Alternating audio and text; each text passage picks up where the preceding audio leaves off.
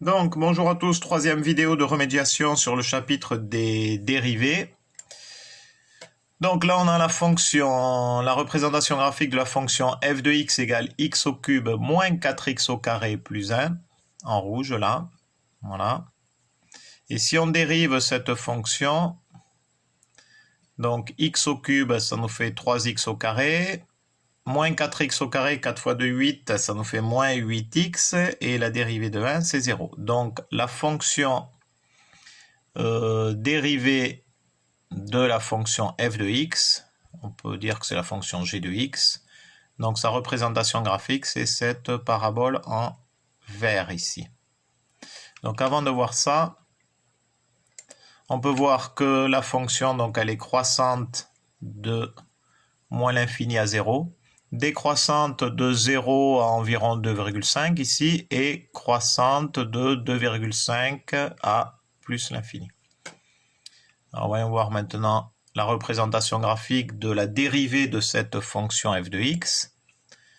Donc elle est représentée par cette parabole verte. Qu'est-ce qu'on constate? On constate qu'elle est positive ici de moins l'infini à 0, donc elle est positive. Donc je vous rappelle que quand la dérivée est positive, la fonction est croissante. Et bien regardez, donc là elle est positive, ici, là, elle est positive, puisqu'elle est au-dessus de l'axe des abscisses.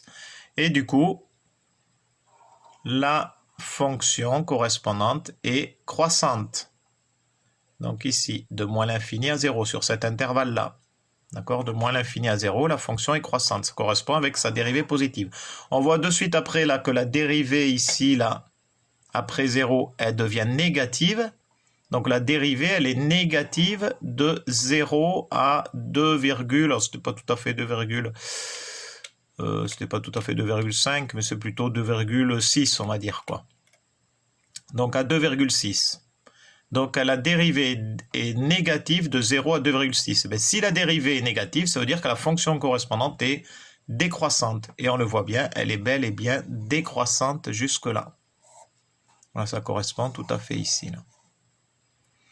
Et ensuite, la dérivée est positive à partir de 2,6 à peu près. Là, elle est positive au-dessus de l'axe des abscisses. Donc, vous voyez qu'à partir de ce point d'abscisse ici, 2,6, on regarde ici et on voit bien que la fonction est bien croissante. Ça correspond bien avec le signe positif de la dérivée. Voilà. Dérivée négative sur un intervalle donné, fonction décroissante sur ce même intervalle, dérivée positive sur un intervalle donné, fonction croissante sur ce même intervalle. Voilà, bonne journée.